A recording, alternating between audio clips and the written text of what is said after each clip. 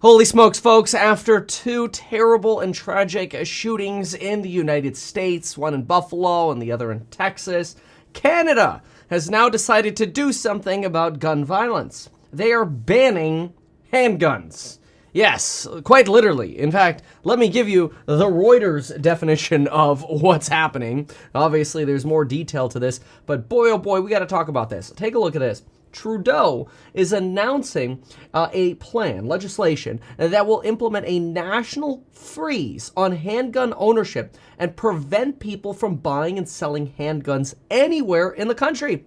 The legislation will go into effect sometime in August, and then once it goes August or fall, somewhere around there, based on some research. But here they say when it goes into effect, people will no longer be able to buy, sell, transfer, or import handguns. Now, usually when things like this happen, at least this is what we learned in California, and this is relatively easy to prove statistically, is every time you have democratic governments or left-leaning governments talking about gun control measures or the limitation or ban of certain firearm transactions, usually you see transactions for firearms skyrocket the months before. So, for example, if I were in the gun business, I'd be pretty sad come the fall because you might have to close your doors, which is kind of sad because, it's unemployed people or whatever. But also, before it, like the 3 months before or the 6 months before that, the period before whenever the ban actually finally goes through, gun sales would be expected to skyrocket in Canada. Because realistically, if you ever wanted a gun, you would have to figure out the loopholes of the law. Potentially, there are the rights for family transfers or gifts or inheritances, some form of limited transfers, but essentially whatever you want legally, you kind of have to buy now, which is quite shocking because that probably is not only going to lead to a very large spike in guns, but then you also wonder how effective it'll be in the future. Like if the guns are already out there, but you can't transfer guns, that in theory means that an 18-year-old can't go into a store anymore and buy a gun. Legally, at least. It would become more difficult because somebody would have to find a black market and then transact for a weapon on the black market. And, buying guns illegally, not necessarily the easiest thing. I mean, if you're going to do a transaction with somebody who tells you to bring cash and you're going to go pick up a gun, well, you're literally going to now meet somebody with a gun to give them money to buy a weapon, right? So it's really interesting when we think about what would happen if there's just no gun transactions at all. But it's not just handguns that they're thinking about modifying rules on. Take a look at this. We've got here, Canada banned the sale and use of some 1,500 models of assault weapons like the AR-15 2 years ago. And now the new legislation will also implement that long gun magazines be permanently altered so they can no longer hold more than 5 rounds. So no longer, for example, in California, you've got you have a 10-round limit on weapons, even semi-automatic ARs.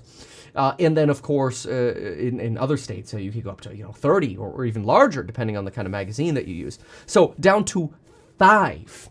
It'll be kind of interesting. It also makes me wonder if they're going to have a similar kind of loophole like in California. In California, you had Freedom Week, where if you bought a high-capacity magazine for, say, a Glock, 15, 19, 20 rounds, whatever, you could own a high-capacity magazine. But if you didn't get it during Freedom Week, you're just not allowed to own it. You can't buy it, transfer it, whatever. I guess supposedly if you find it in a desert, it'd be okay. So it'll be interesting, again, to see how people work with these loopholes. But I really expect a lot of increased gun sales in Canada if this ends up getting passed, which wouldn't surprise me if it does.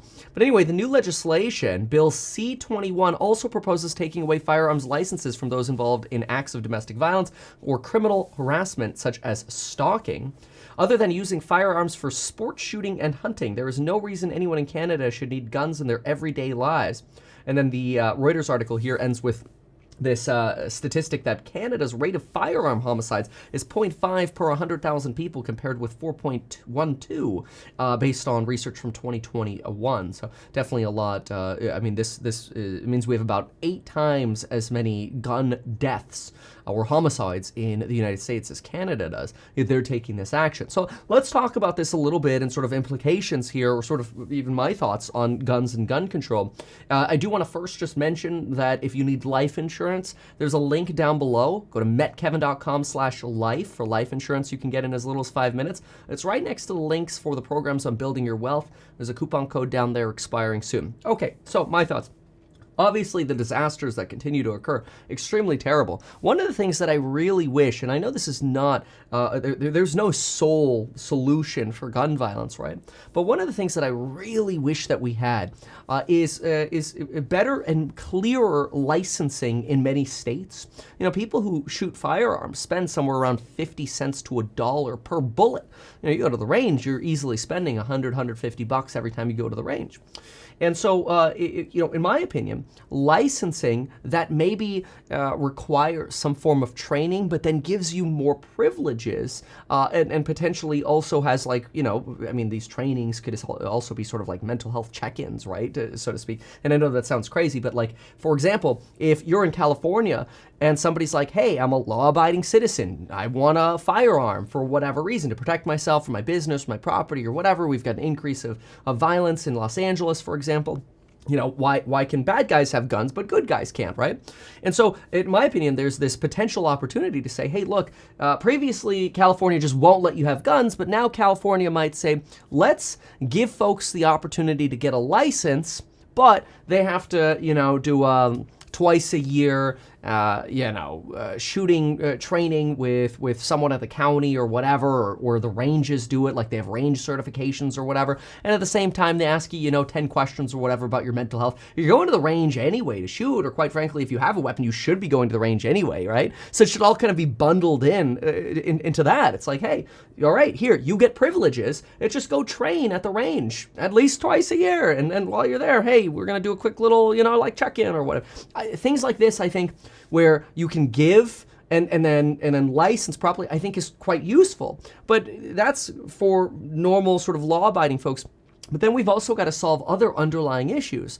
Biggest one, in my opinion, being poverty. If you're in poverty, you're twice as likely to be involved in violent crime. So there's a very clear link between poverty and violence and crime and weapons, especially weapons violence, right? It's terrible. And so that's a systemic issue that we have, that, for example, we don't teach financial education in our schools. Well, why don't we teach financial education in our schools along with mental health?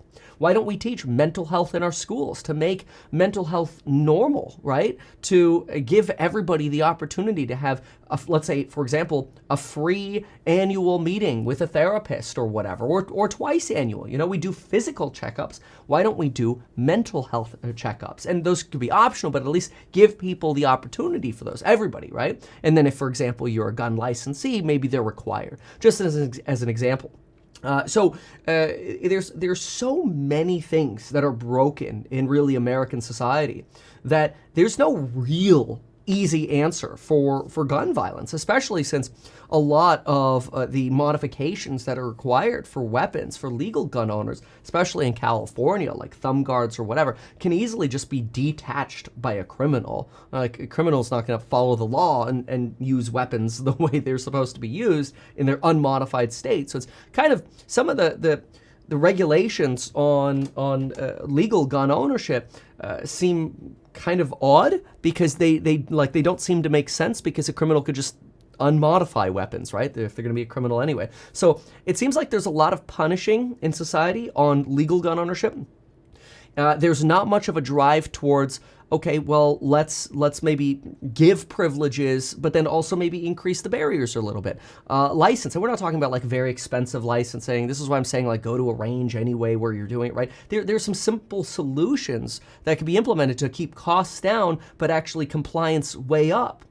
In addition to, of course, we need to have a focus on, again, trying to solve poverty and financial education at schools and elevating people. Like, why are our schools so terrible? Why is California, for example, ranked 40th in schools in the United States? Well, geez, maybe if we can elevate our schools and invest in our schools, well, then maybe we have less poor people, and then we have less violence, because remember that association between violence and poverty. So very, very unfortunate. This, I think, is, this is quite a far step for Canada. I mean, I almost kind of want to say extreme, because it's going to lead to a massive spike of weapon sales now. There's no doubt about that.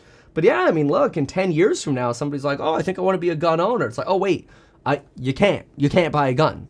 So it's kind of interesting to see, how things will end up evolving in Canada. Does it just become a place where ultimately guns just over time kind of disappear in Canada? I mean, I doubt it. But if you can't import them, that also means you can't go to like the United States, buy them and bring them in unless you're doing so illegally. And there are a lot of folks who will say, whatever, I'll just, find guns illegally. But there are also, I would say, more people, probably I would guess like 80% of people, maybe even 90% of people who are like, all right, well, I mean, if it's against the law, I don't want it, because, it's not worth having it, but then also, getting in trouble if I get caught with it or whatever, right? And like, how do you use it then if it's illegal? Like, do they have checkpoints at the gun ranges? Like, is that a registered firearm, right?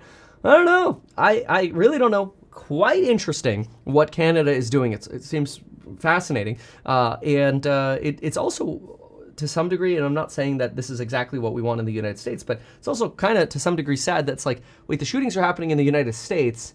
The United States can't get anything done. You get like Chuck Schumer and the Democrats talking about doing stuff, but we know the Biden administration hasn't really been able to get anything done. And so Canada is just, let's make it happen. So might not agree necessarily with what they're doing, but it's like, actually seems like you guys are doing something it's interesting. Again, probably not exactly the way that I would go. I've given a lot of suggestions here, but I want to hear from you. What are your thoughts about this? Pretty wild. Anyway, I'll look for you in the comments down below. Thanks so much. Check out life insurance, mettkevin.com/life, and those courses on building your wealth.